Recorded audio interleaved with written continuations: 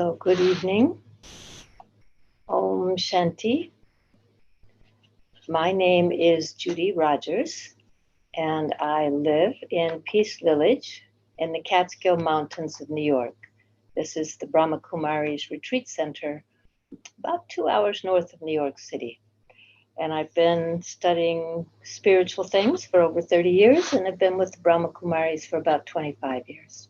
So tonight, we're going to talk about managing difficult people with love. Now, I'm guessing that each of you that is with us this evening has at least one difficult person in your life. You might run into an occasional difficult person. Who knows? Someone might think you're difficult, right? Sometimes people think we're difficult, but we're going to focus on sort of the whole business of managing difficult people. So I thought we would start, and remember, we're taking a spiritual perspective, right? All of these talks are spiritual. So we're not going to give you psychological solutions so much, or behavioral solutions so much, as we're going to offer spiritual ways of thinking about things. So let's start with thinking about what is a difficult person. What makes someone difficult? And there's lots of varieties of this. So I've listed a few here on this chart for you.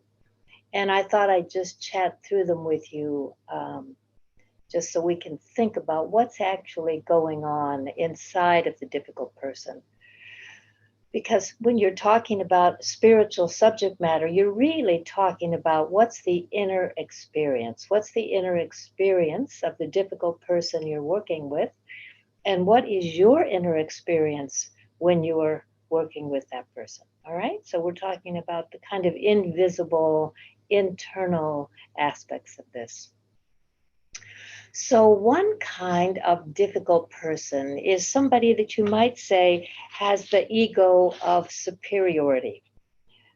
They really think they're a little bit smarter or better or something than everyone else. And so these people often come across as giving lots of advice and telling people how they should be, and creating, it can be pretty annoying, right? However, these people are often quite sensitive.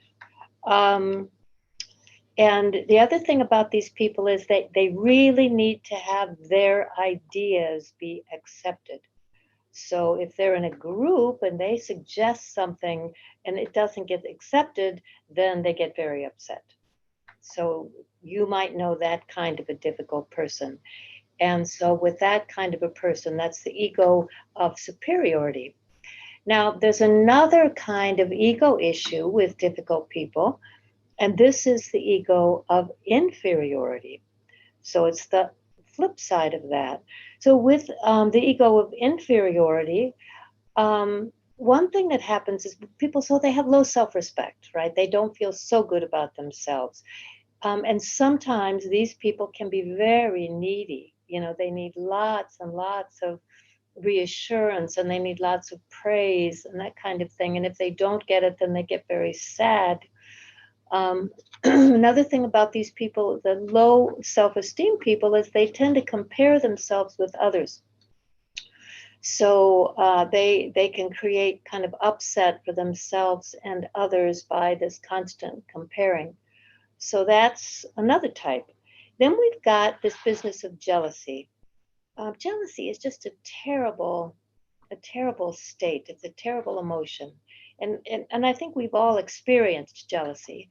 I think we've all felt at a certain point envious of someone else. We want whatever. I mean, a jealous person can be jealous of someone's children, or jealous of their home, or jealous of their job, or jealous of the way they look, or the way they cook. The recognition that they get. I mean, it's an endless list.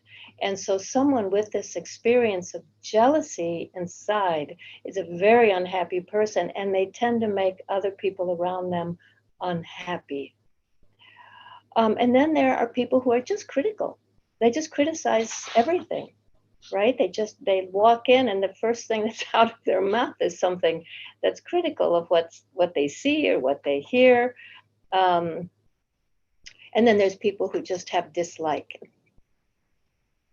just are a bit, uh, they just dislike what they see. So, and this isn't a complete list, right? This is a partial list. Um, but just to give a sense of how many kinds of difficulty there are. And I think what I want us to notice here is that this aspect of difficulty, difficult people, it comes from their own inner unhappiness. It comes of their own inner feeling of a lack. And it's completely connected with what we call body consciousness. So they're not really in the awareness of themselves as a spiritual being. They're in the awareness of themselves as a physical, a material being. So they get lost in this world, this physical world of matter, and they end up feeling kind of deeply unhappy. And so everyone they touch, I mean, one thing to be aware of is an inner state of unhappiness is never just an inner state, right? Because our unhappiness comes out from us as a vibration. So if I'm unhappy in my awareness, then my attitude is going to be unhappy. So if I'm jealous or have dislike inside, that will be in my attitude.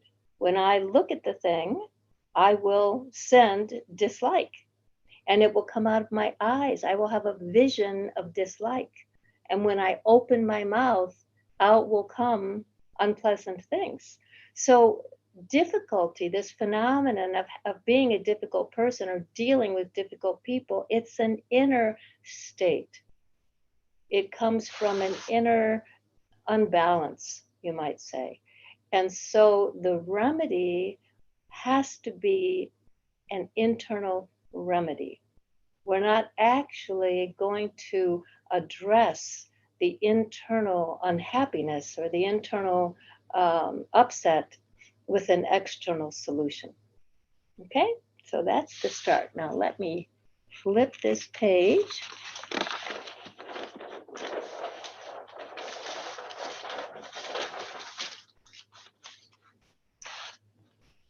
So, as I said, this is an internal thing we're talking about, so the solutions need to be internal or spiritual. So I want to think with you about the spiritual solutions that you can use in dealing with difficult people.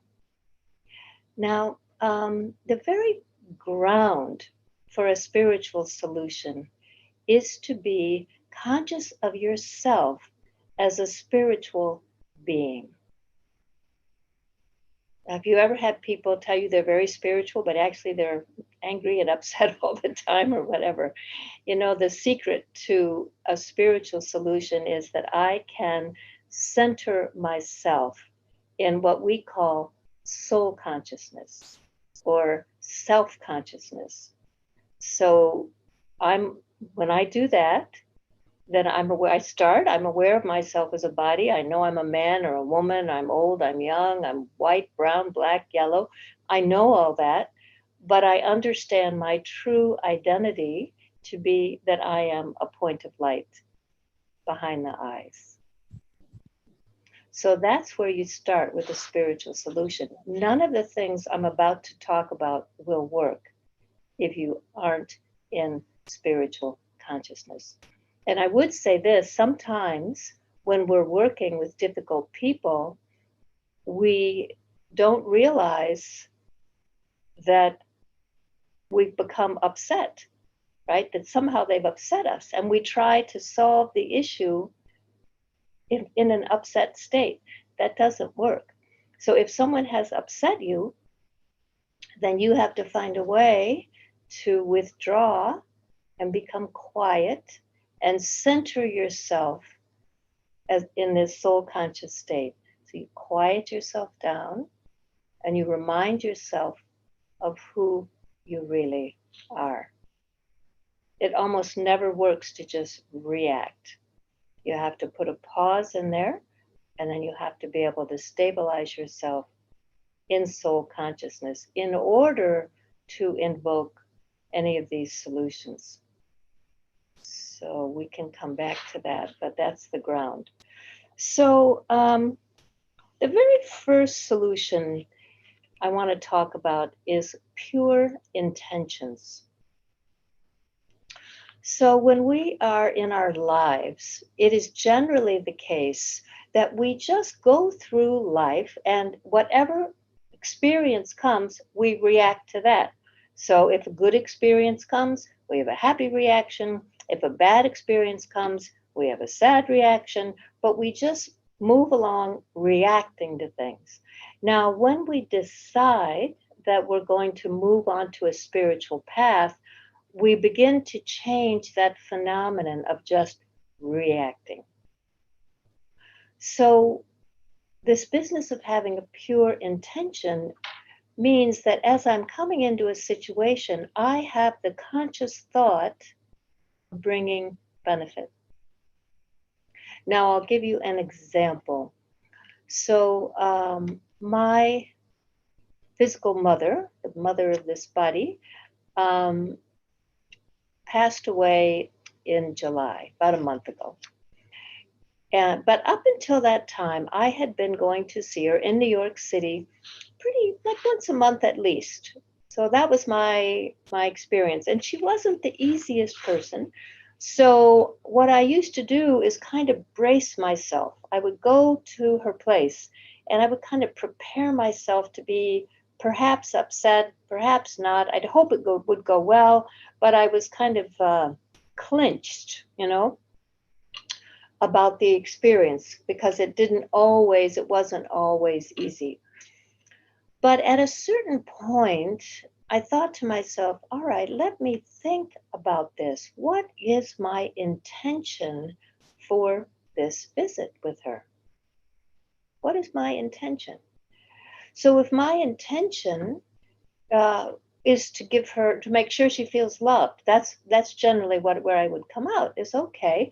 I want her to feel completely loved. I want her to feel completely cared for. I want her to be pleasantly surprised. If she's tired, I'll leave fairly quickly. So I might stop and buy a little something for her, little flowers or a few chocolates or something like that. And I would come into her place with that intention. And it changed everything. Partly it changed everything because my vibration was different, right? If I'm braced for a possible conflict, then my vibration will tell that. It will convey that I'm worried about us tangling somehow. But if I come in with this sense of wanting to serve her, wanting her to be happy, wanting her to feel fortunate, wanting her to feel blessed, that pure intention literally transforms the atmosphere. It transforms my vision of her. It transforms whatever we said. It changed everything. Changed everything. So that's number one, pure intentions. So number two, in terms of spiritual solutions, is loving feelings. Now, I want you to think for a minute about this one because originally the soul is completely loving. This is why we love babies, because they are completely loving. But what happens to us is we have experiences that cover up our naturally loving nature with things like worry or fear or sorrow or disappointment, etc. And once that happens, once these things fill our hearts, then our natural loving feeling is obstructed. It doesn't naturally come out of us then because all these other things are in the way. So what we do is we then come up with all these other methods to make ourselves happy. We go to movies, or we watch TV shows we like, or we go shopping, or we watch cat videos, whatever you do to cheer yourself up, to make up for the fact you're not feeling very loving. And this is actually a very temporary solution. It doesn't get at your true loving nature. So for us to really have loving feelings, we have to be very aware of what is going on in our hearts. There's a saying we have that if you want to know how you're actually doing, check the mirror of your heart. Because your heart will tell you whether or not you're truly happy and truly loving, etc. So I want to tell you a little story about these loving feelings and about this idea of having no expectations, which is connected with loving feelings. So one of the things that gets in the way of our relationships is that we expect people to respond in a certain way. See, love, true love, doesn't have any expectations. You know, if I really love my mother, I don't care if she responds well or not, right? When I went into her place, I went in focused on what I had to give, not whether she was going to give me a happy response. That's the difference. So those pure intentions were just about what I was doing. Loving feelings are the same. Pure love, selfless love, altruistic love doesn't have any expectations. I know that's a hard thing to think about, but it's true. So let me tell you a story. And if you've been with me before, you might have heard me tell this story because it strikes me as really useful. So I was giving a talk in the Caribbean, and a woman came up to me at the break, and she was talking about her mother-in-law. And she said, you know, my mother-in-law is really mean to me. She's really, you know, she's not very kind. I mean, she'll do things for her daughter she won't do for me. She'll invite me over and have me washing dishes and her daughter out with the guests. She will go places with her daughter and not take me. She is unkind to me. She doesn't speak nicely to me. She won't invite me to family gatherings. And she was clearly very distressed about this. And so I listened to her for a while. And then I said, well, does your mother live near you? And she said, or your mother-in-law live near you? And she said, oh, my mother-in-law's been dead for 36 years. Really? You've been carrying around this big, heavy sadness of your disappointments for 36 years? Now, this kind of sorrow living in the heart is a terrible burden. And the fact that this disappointment kept, it's like she kept re-injuring herself, this woman I was talking with, by replaying all of these injuries. And we tend to do that, right? When we are disappointed, when someone has done something that is really bad, really off, really unkind, we'll replay that scene in our heads over and over again with these little speeches we would give, right? I should have said this or I should have said that. But actually, we are doing more injury than the person who originally did the injury. So we have to understand that a real key here is our ability to hold a loving feeling for someone, not because they're lovable, but because we're loving. You know, we've gotten in this habit, if someone loves me, I'll love them back, right? But then what do we do? And that's fine for babies and puppies and kittens, but what do we do about all the unlovable people? We have to love people whether they're lovable or not. So this is very deep. I don't want to pretend that we can just check the box, right? Oh, well, be loving. I understand that this takes deeper work. And this is what your meditation practice is about. It's about emerging love in the heart. It's about feeling love as your basic nature. And it's about having no expectations of anyone else. If you have love with expectations, it's actually not that selfless kind of love.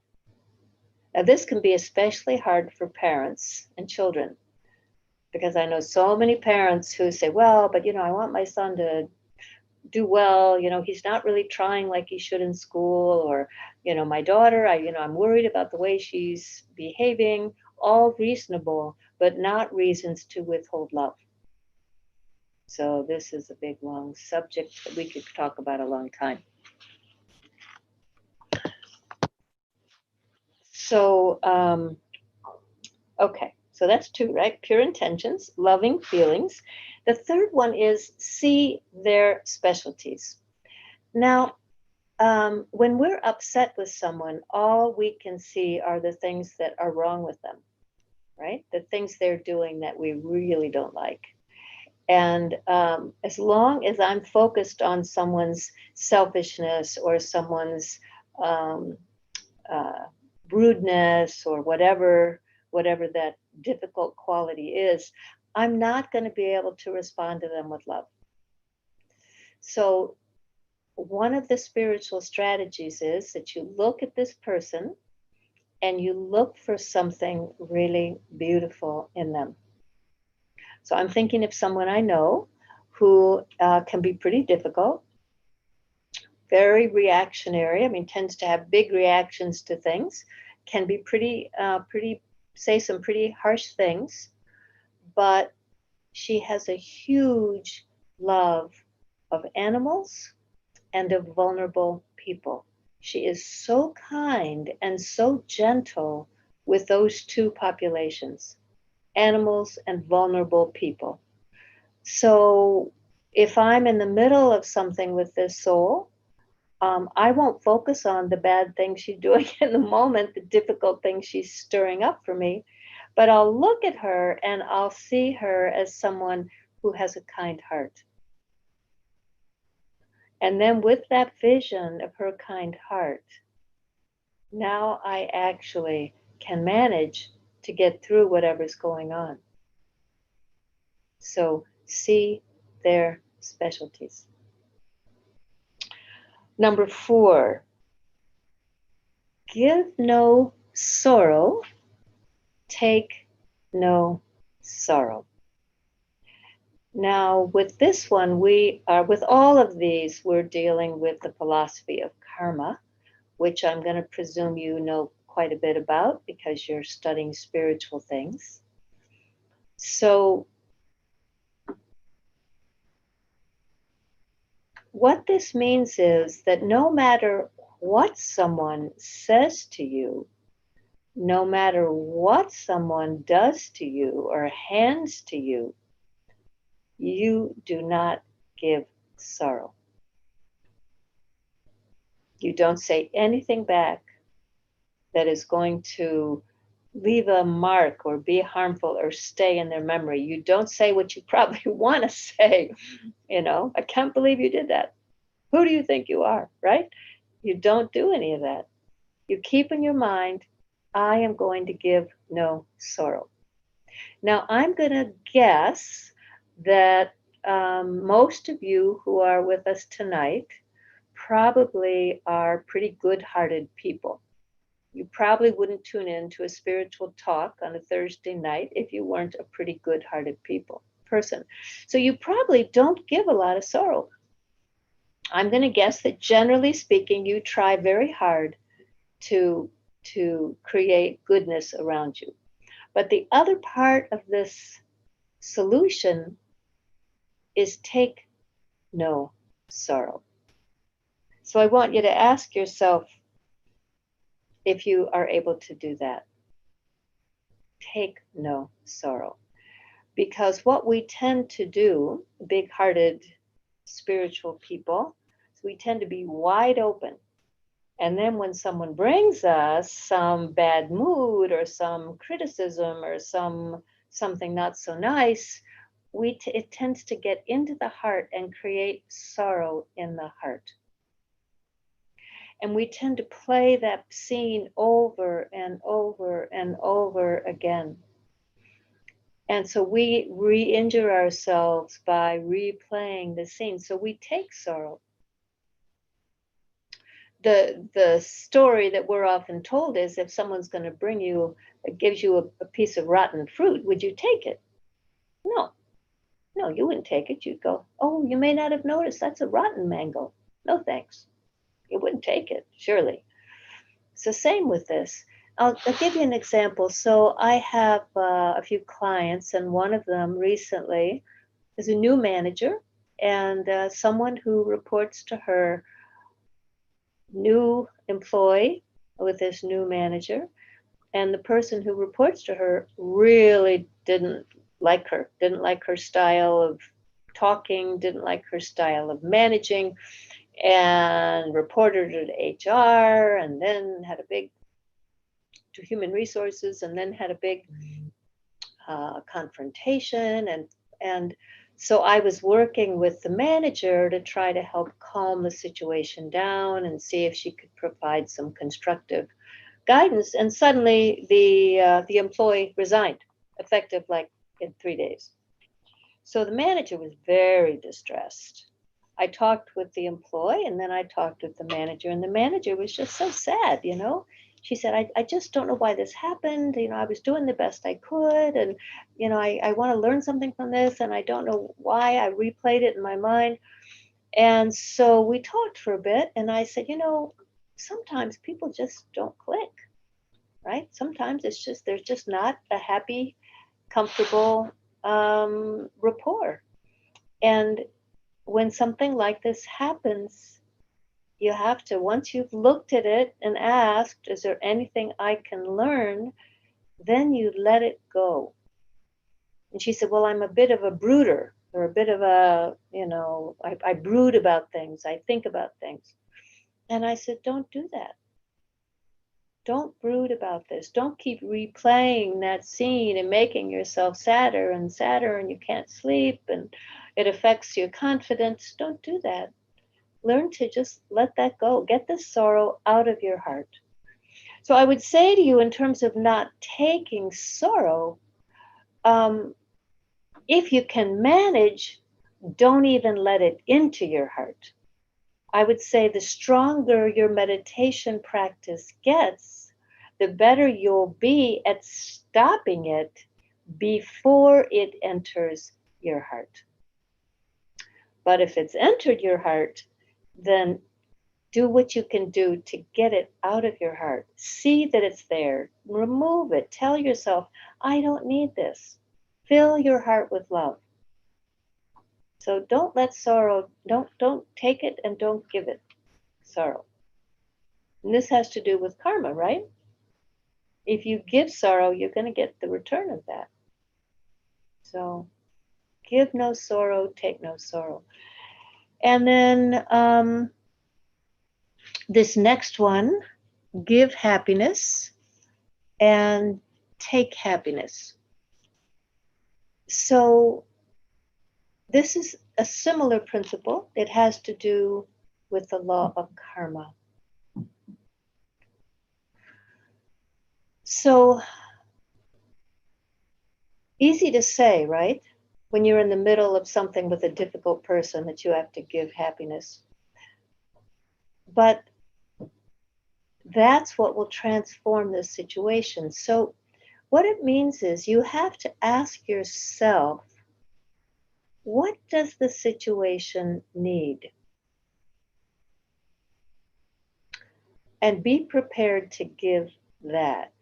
So, for example, if there's a lot of anger in the room and there's a lot of heated words going back and forth, or if there's tears and sorrow, etc. I mean, if you're in a scene like that, so you ask yourself, what does the situation need?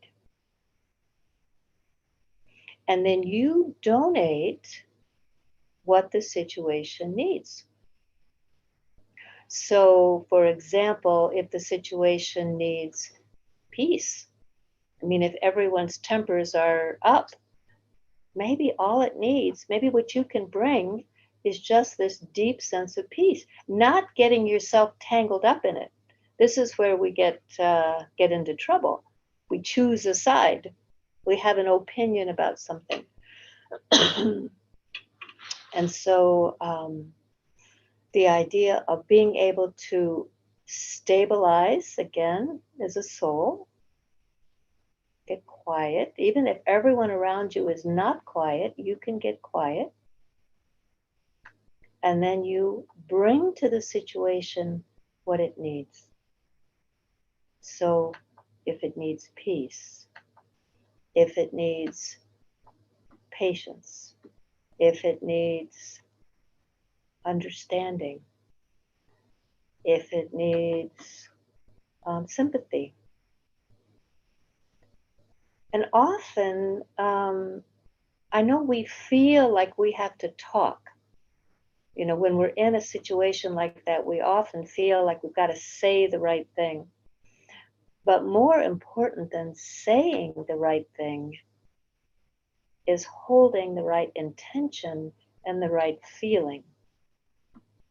So yes, you may have to say something, but long before you say anything, you're holding a certain thought. And that thought is, let me bring to this situation what it needs. You know, I have a close friend who just lost her husband.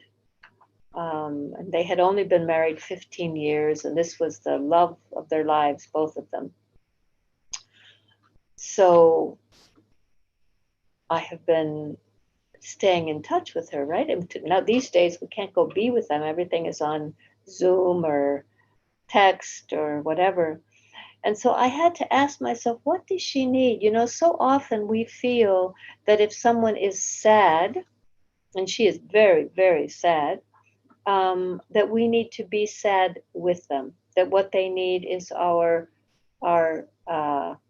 we need to be sad and sympathetic with them in that way. So that we need to say, oh, I'm so sad. This is such a tragedy. How unfair. He was so young. You had so many promising years left. This is just a tragedy, right? That's what we tend to do. As if this camaraderie or this companionship, I'm going to give my company to you in your sorrow, as if that's going to help. But actually, no. So that soul is in sorrow. So does she need more sorrow? No. No, she needs companionship. She needs a reminder of how lucky they were to have such a wonderful relationship for those 15 years. She needs listening.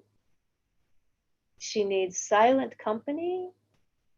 She needs to be reminded that he's a soul and she's a soul. And then in those ways, those souls are connected through love and good wishes. So we have to notice what we're bringing to the situation. And if we're able to be soul conscious, then we're able to bring what the situation needs. So we bring a gift of what it needs. And then not only does that situation benefit by that, but then what happens is we get the karmic return of that. So if I brought love and I brought peace and I brought understanding and I brought patience or kindness or time, the gift of time, then that comes back to me.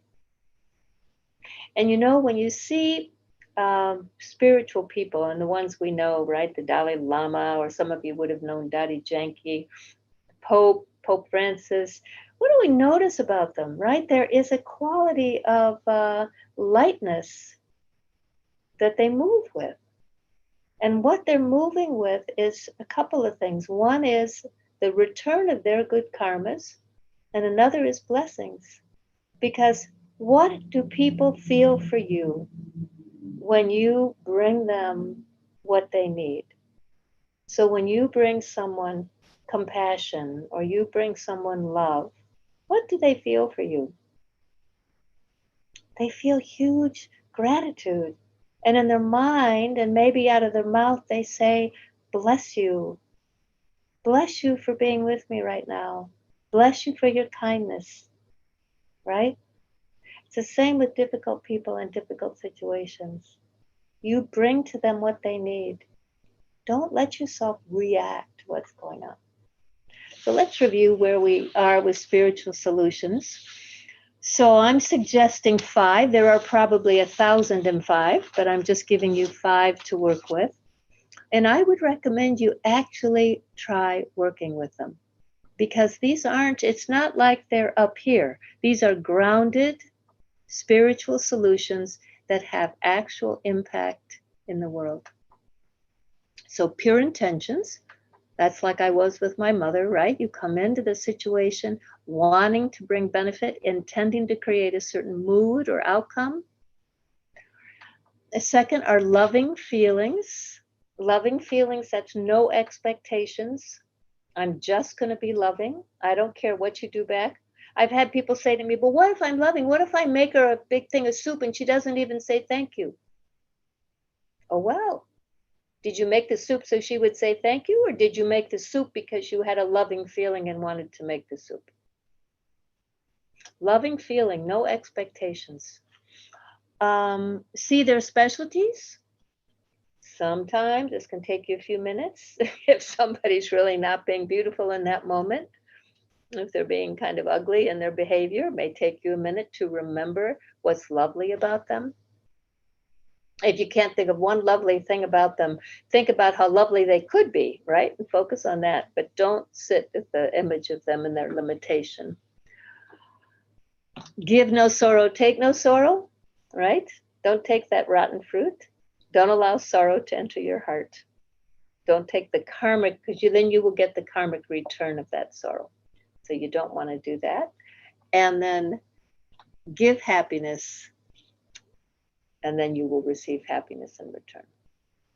So these are the spiritual solutions. I wish you were here and I could ask you if you have any questions, but you're not. So I'm just going to have to move on.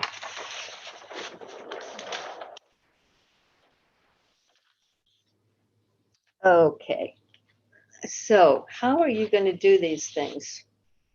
How are you going to be able to use those spiritual solutions? You have to become powerful. You have to become spiritually powerful. So how do you do that? You become spiritually powerful through your meditation practice. That's how you build capacity. And I would say right out of the gate, if you are not meditating every day, if you were here, I would have you raise your hands. I would say, how many of you have a meditation practice? Some of you would raise your hands.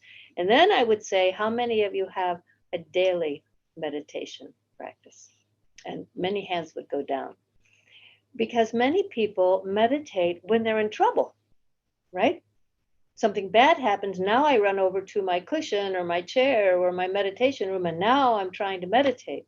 But what happens when you do that is the thing that's upsetting you is what you're meditating on. That is not what we're talking about. So your meditation practice is a committed daily practice of you putting the things of the world to the side and sitting in the awareness that you are a spiritual being having a physical experience, that you are light, that you are naturally virtuous, that you understand goodness at the deepest level, that you are peaceful, that you can quiet your heart, you can stabilize your mind, that you can be the force to send something into the world and not just something that is impacted by every influence. The times we live in, there's a lot of influences on the soul. The things we see in the media really affect us. The feelings outside when we walk on the streets. There's a lot of anger, there's a lot of sorrow, there's a lot of anxiety, there's a lot of fear. These things are real. They have a real presence. Have you ever walked into a room after someone's been very angry? You could feel the anger. No one needed to tell you that someone in the room had just been angry. So imagine 7.5 billion souls pumping their anger and anxiety into the world. If you don't develop a spiritual practice, you will not be able to protect yourself. And you will not be able to serve, and you certainly won't be able to help difficult people. So it is hugely important that you make a commitment to yourself to have a daily meditation practice. I think it's more important that it be every day than that it be long. It would be better to have a daily 15 minutes that you sit every morning when you clear your mind than that you occasionally do an hour and a half meditation. Because what you're doing is you're training your mind and your heart, your conscience, your discernment, your awareness. You're giving all of these inner aspects of yourself a reminder of what home looks like. When they come home and you are centered as your true self, then those things are at peace. Your heart is clean. Your mind is stable. Your awareness is peaceful. From that place, you can do the things that we're talking about. You can have a pure intention. You can have loving feelings. You can give happiness. But if you're not doing that, if you're not able to bring that state to yourself, then it's going to be very hard to be in the environment that we have right now. So this is an act of self-love, and it's also an act of service. Do you know that actually you sitting at home holding loving thoughts is service? If you never write a check to anybody, and you never go serve at a soup kitchen or drive food to anybody, that act of sitting in that state of pure love, even better if you're connected to the divine, but the vibrations that the soul creates is a huge act of service. So I can't emphasize enough this business about spiritual power. Now, there are lots of spiritual powers.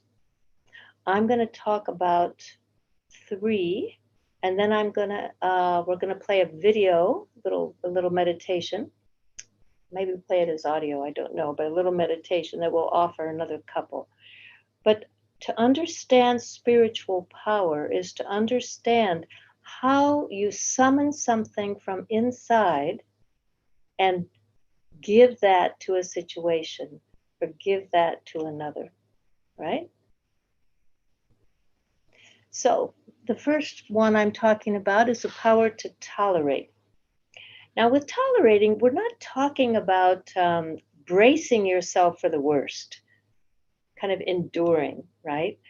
It's more like a mother with a little kid. So a little kid comes to the mother and the fingers are sticky and they've just pulled all the pots and pans out onto the floor and they're making a lot of noise. The mother has so much love for the child that she is completely tolerant of what's going on with the child. What's on her face is contentment. She's not upset. So, this feeling of being able to cool down bitter patterns within or problematic patterns within another one, that's tolerance. So, that's the first thing, the power to tolerate. But it's tolerate with love, right? Um, so, the second one is the power to forgive. Now, this is a little tricky. It's about transforming the attitude of the person who's causing harm with your attitude of benefit. Attitude's a very subtle thing. But when you're moving into a state of forgiveness, you have this feeling that you want to provide benefit. You know, when someone upsets us, what tends to happen in the mind is we give little lectures to them, right? We think what we wished we'd said to them, and we tell them off in our mind. But actually, I've never, and you can think about it for yourself, I've never met anyone who has changed because of a correction. It doesn't affect people that way. But I have met people who have changed because of sustained love, sustained good wishes, respect, and forgiveness. These are the things that change people, not corrections. As tempting as it is, it's very tempting to correct someone, especially if we know we're right, especially our children, right? Let me spare you all that heartache of living your own life. Let me tell you how to do it. I already did it and I can tell you. It's very tempting. But actually, forgiveness is really key. So, what does it sound like to forgive someone? And you can think about this in conjunction with that woman I told you about in the Caribbean, right? Who was so upset with her mother in law. When you're going to forgive someone, you say to them, look, you did something that caused me a lot of sorrow. I took a lot of sorrow from what you did.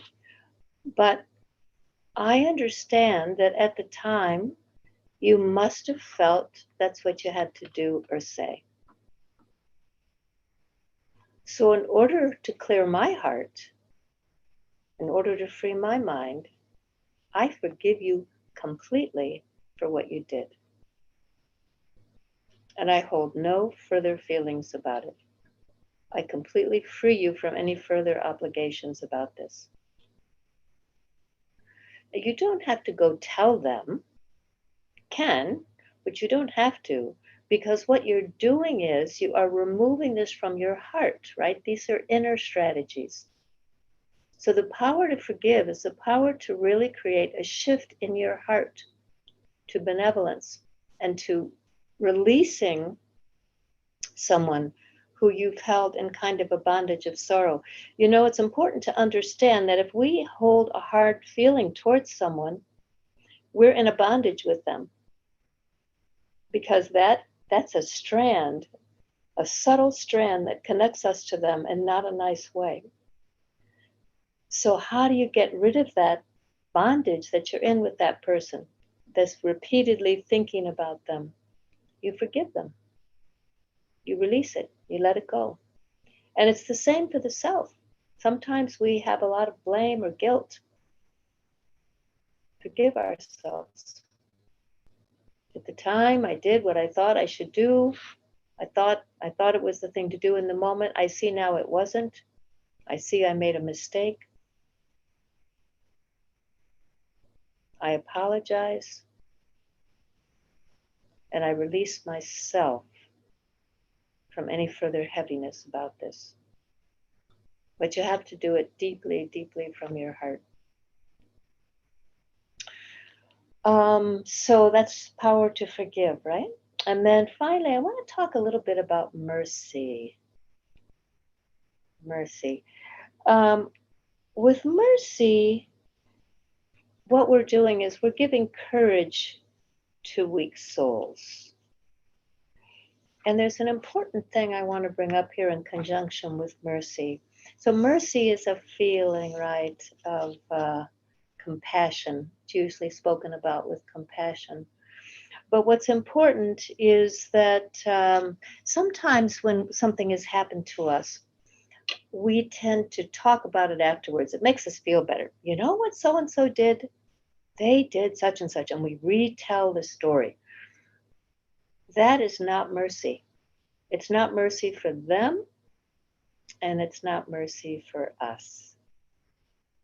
So an aspect of mercy is once something has happened, and once you have brought a spiritual solution, so you've brought forgiveness, you've brought compassion, you've brought kindness, or there's many things you could bring. But once you have tolerated whatever, don't speak about it again. Don't go tell a bunch of people about what happened, and certainly that you were so great and this one did this bad thing. That messes with the positive results. So keep it quiet. Whatever happened. You dealt with it the best you could.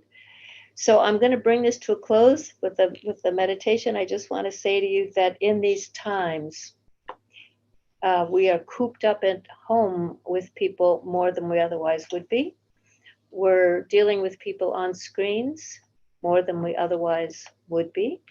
And it can be a real strain. So you may be having more trouble now with difficult people than you did before. And so it's really important that you make a commitment to yourself, to a spiritual practice every single day, to become spiritually powerful, to build your spiritual capacity so that you can live in these fragile times in peace, and so you can be of service to others and to the world. So enjoy this closing meditation. Om Shanti.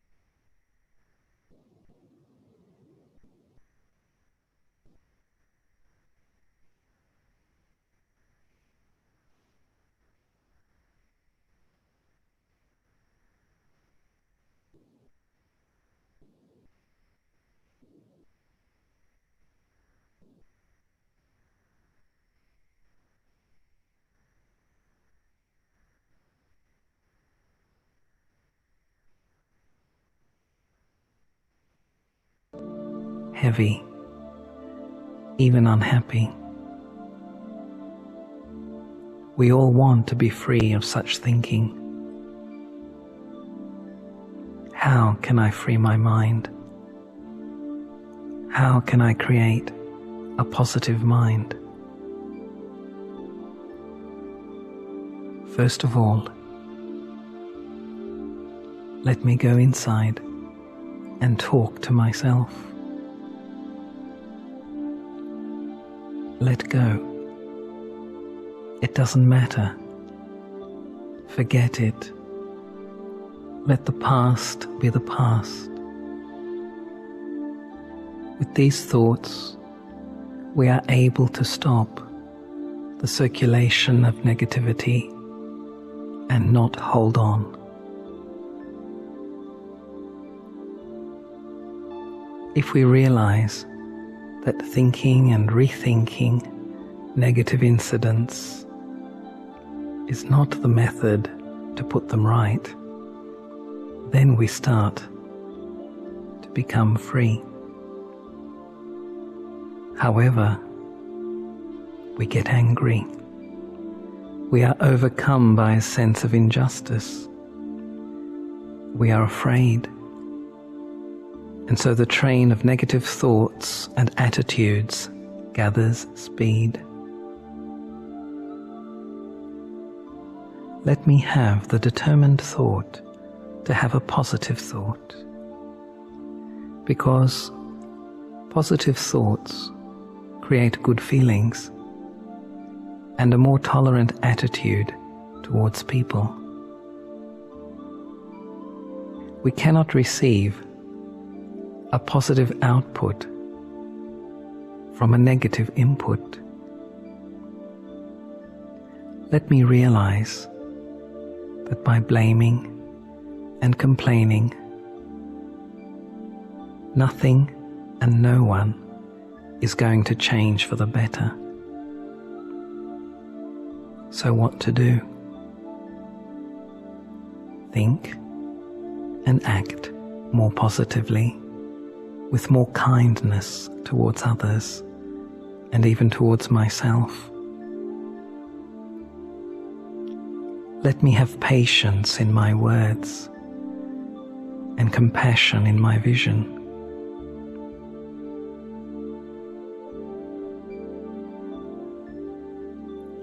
A positive mind is created when we can tolerate, when we can accommodate and merge. To tolerate is to respect and accept differences between myself and others, understanding that everyone needs their space. Everyone needs to express in their own way. To accommodate is my generosity of heart, which does not focus on what is wrong, but is able to understand what is wrong and forgive it. To merge is to dissolve everything that is of no value anymore, to let it disappear from my mind, but also from my face, and there is no trace of anything negative. When the negativities are dissolved through love and courage, the mind is given a new breath. There is contentment and lightness. And if there are problems or difficulties, I then have the strength to tell my mind, be peaceful, be calm, see and value the positive, because it is there, even if you cannot see it right away. Be peaceful, be calm, see and value the positive.